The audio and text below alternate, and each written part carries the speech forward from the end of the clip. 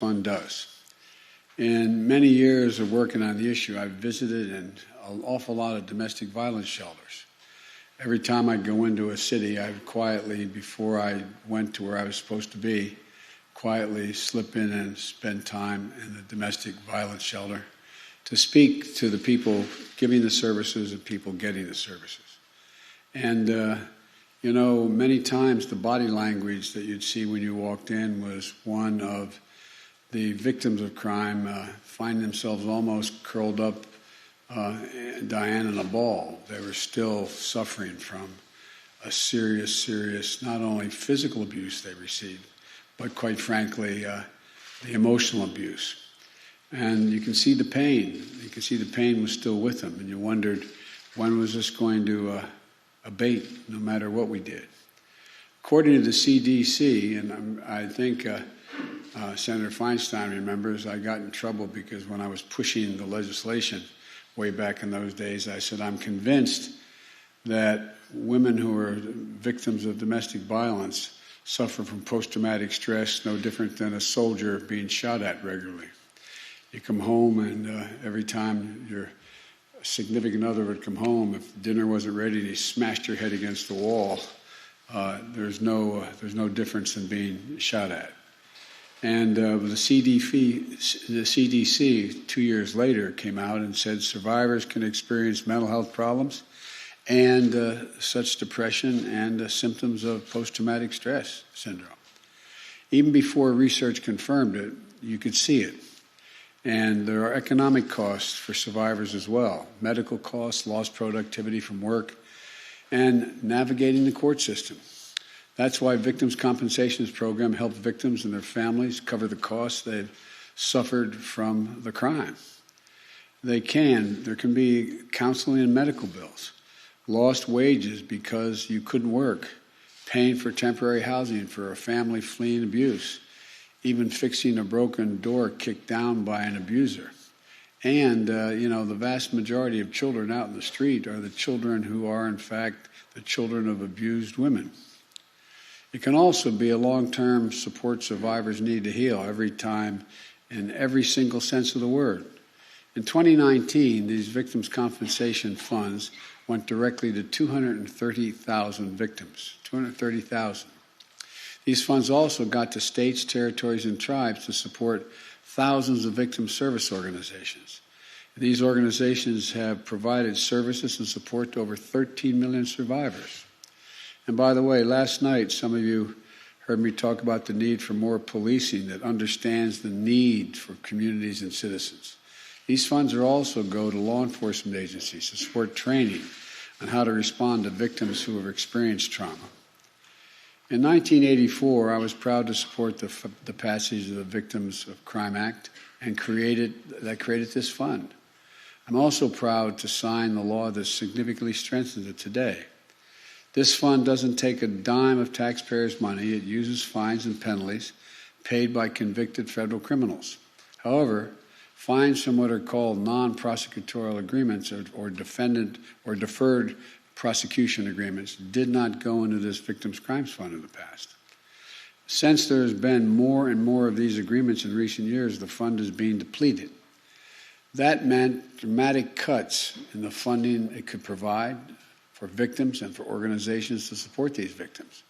Between 2017 and today, the amount of money in these funds has gone down 92%, which has resulted in a 70% reduction in victims' assistance programs and grants.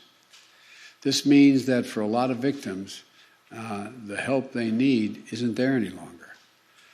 When my son Bo was the Attorney General of the state of Delaware, he took pride in getting more support more quickly to victims, especially to protect and care for child victims. And I know that as a San Francisco DA and a California Attorney General, Vice President Harris expanded support for victims of crime and launched one of the nation's first medical centers focused on treating childhood trauma caused by violence in a home or in a community. This bill is going to allow us to make sure that all the fines and penalties that are from federal cases go into the Crime Victims Fund to rebuild this fund because it's badly needed. This is going to enable us to provide more help and support to victims of domestic violence, sexual assault, child abuse, trafficking, and other crimes all across America. In order to provide more access and safety and services for victims of gender-based violence, it's long past time to reauthorize and strengthen the protections through the Violence Against Women Act.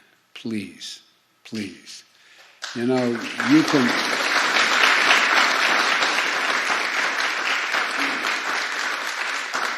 I know from experience you all can come together in a bipartisan, bicameral way and to pass this bill. We need to do the same thing to reauthorize the Violence Against Women Act without further delay. You know, after these changes in the Victims' Crime Act passed this week, a leader from one of the state's coalition against domestic violence sent a letter to our national organization. And she wrote about working in a shelter where their ability to serve people rose and fell based on the fundings of victim services. She told the story of a client she lost to domestic violence homicide because the budget cuts left them without space at the shelter or staff needed to help this particular woman. Upon learning about the law I'm about to sign today, she wrote, and I quote, "I think about her every day. This is going to be truly life-saving," end of quote. This is what you've done, truly life-saving. In closing, I want to thank those angels working in the front lines to help these victims, especially during this pandemic that's made the work both more difficult, more in demand, and more dangerous. And I want to thank the advocates who mobilize and bring together these important changes in the law. There are thousands of people out there who may not know about the work you did to get this bill passed, but they'll know that they're getting the help they need to put their lives back together and move toward healing and toward justice. I'll now have the great honor of signing the bill, and I'd invite the sponsors to come on up and stand with me if you're willing.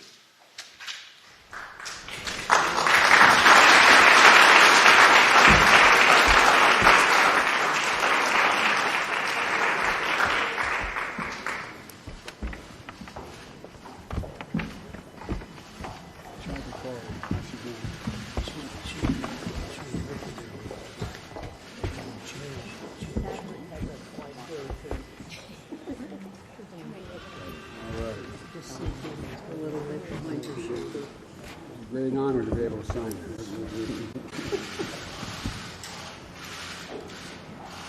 We're honored, Mr. President. Now, I'm not good at doing what Barack used to do, say Barack Obama and use 9 pens to do it. But I'm just going to hand you all. And you're not going to know which one was signed. Let me get the rest of them. Shall I be polite or grab? No. You better. You want it handed to you by the president. If we're short any. Somebody back here, Mr. President. We got 2 more. I'll get one later. No. I think We should have one. do we have? And who doesn't have one? He's got one in his. I don't know. I got one. We've got Great more with that signatures. name. You can read your name All down right. fine. Anybody who doesn't have one, I promise you. I gave them away. Hey, Stephen, you have one of my pens? Come here. There's one coming.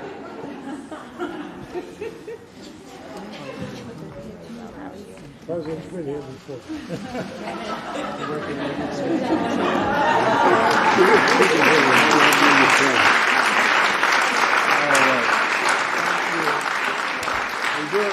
Did you get a picture? You got one? All right. Everybody in? All right, look this way. Which way are we looking? Can you look right there. Wait, See everybody? I'm going to sneak down. Can you be seen?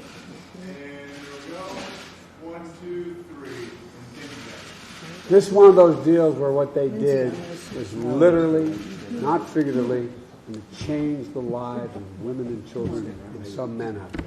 So thank you.